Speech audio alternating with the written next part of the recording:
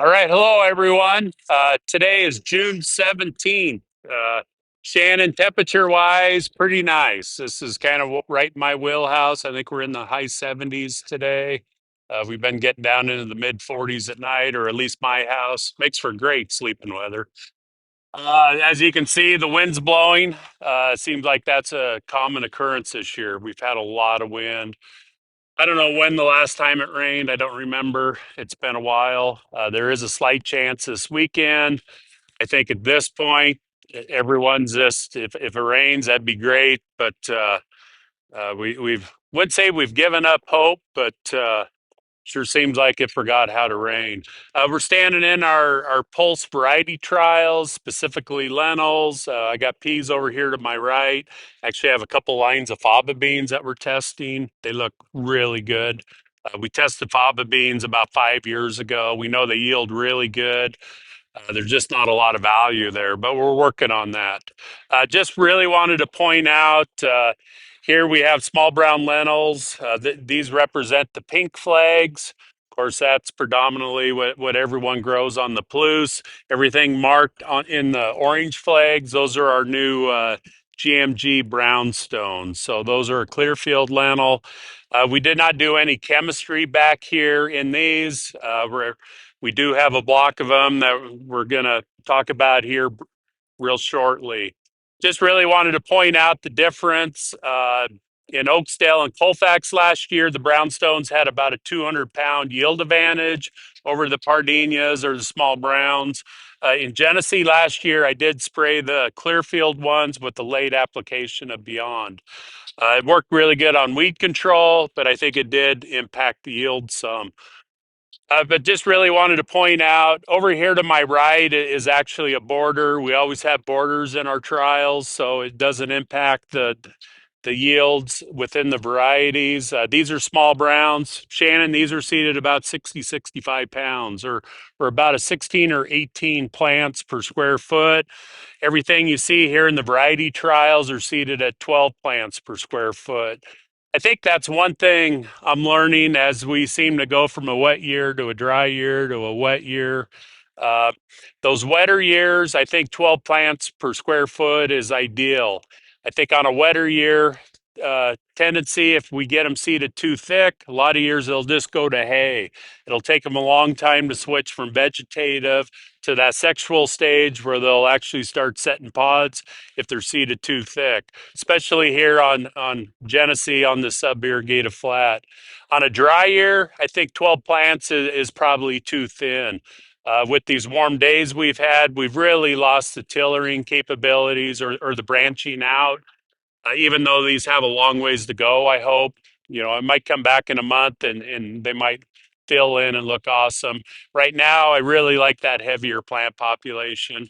So I think as growers, we have Art Douglas that talks about at Egg Expo. He's got this year's pretty much spot on. So I think if we're looking at a droughty summer or warmer, drier summer coming at us, that's where I think we need to probably up our seed rate, especially on lentils. Or if it's going to be that cooler, wetter summer, that's where cutting that plant population back so they don't go to hay, I think is really critical. So Yeah, thank you, Kyle. So we're standing in our block of brownstones. This is 3 ranges deep, replicated everything 3 times and randomized it. We looked at different chemistries and rates, beyond tough Sencor combinations, and then we also looked at nutritionals. And then we also looked at some of these chemistries with also a safener. We used Convey Pro, which is a carbon source with the seaweed. Seems like we could really help the plant metabolize that chemistry better, overcome that lag, that hangover a little bit better. And so we looked at that this year as well. Last year, as Kyle mentioned, we did treat our brownstones, just small plots, but we treated it with 4 ounces of Beyond, and it really worked pretty well. So that was kind of our base for this year as well. I came out and made all of our herbicide treatments pretty early. It was the 22nd of May. Trying to get that out early. We had a lot of lamb's quarter pressure. Really, it seemed like this year we didn't have as good of control as we did last year in the trials. Kind of our assessment was with the Beyond, the 4 ounces or the 6 ounces of Beyond, we had about 50% control with the lamb's quarter. Anything small, an inch or two, it did really good control on. You can see there's some bigger lamb's quarter out here that escaped. I think our assessment is you really just have to make that hotter, and we're going to look at that more next year. We just did it with like a pint, or excuse me, 1% AMS with the 4 ounces or the 6 ounces and beyond. I think next year we're going to look at adding some 32, trying to make it a little bit hotter. We had some seed fills around Genesee where they did similar treatments with just the AMS, and they saw similar results, just not getting as good of control as we'd expect. We are really pretty disappointed. A week or so following the treatments, we were disappointed with the control that we had, but you can see in the checks, which are the pink flags throughout the trial, we actually had better control than what we expected. But I came up pretty early and made those treatments. We had a 4 ounce of Beyond, a 6 ounce of Beyond, and then we had a tough Sencor, um, and then also a tough Sencor with the Convey Pro. I think the 8 ounces of tough with 4 ounces of Sencor was the best out here for weed control. You can see that's just to the right of Kyle, and then right in front of me is when we added the Convey Pro. Again, just trying to look at the response, see if the plant can metabolize that better, see if we can boost that plant health, help it to overcome that hangover or lag a little bit better. I think visually, I think there's a little bit of a difference with the Convey Pro, but it's really just going to depend on what we see when we put the combine through it.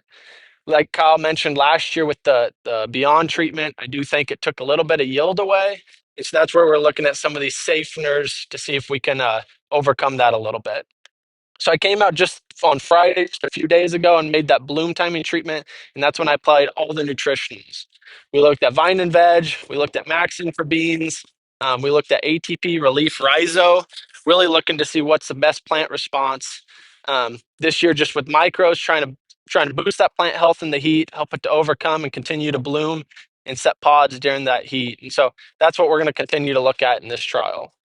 Yeah, Shannon, spot on. I think, you know, pretty much look at this trial every day, especially after you made those Beyond treatments. It seemed like next day that lamb's quarter was just tipping right over. Really thought it did a good job. Then you come back a few days later. Is that going to pull through or is it going to make it? I think anything 2 inches or smaller, it died. Anything that was a little bit bigger really made it through. I think that's, next year we're going to have a lot of this variety for growers across the Palouse. Once again, this is a whole block of brownstones, Clearfield. I think we really, just like here, I ran 3 ounces of metribuzin and a pound of Lorox. Pretty good weed control other than lamb's quarter, which is really what we're seeing, you know, across. If you're raising lentils this year, you're probably seeing the same thing. I think having that option to come back now with a Beyond, especially if we can heat it up, is a really good option if we have those weed escapes. The unsprayed checks out here, this is pretty clean for wild oats.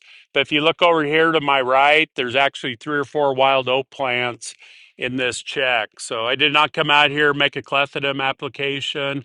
The checks are only Lorox and Sencor as pre-emerge. We also have a couple fungicides down on the end. We're looking at 4 ounces of Everlon and 4 ounces of Microp.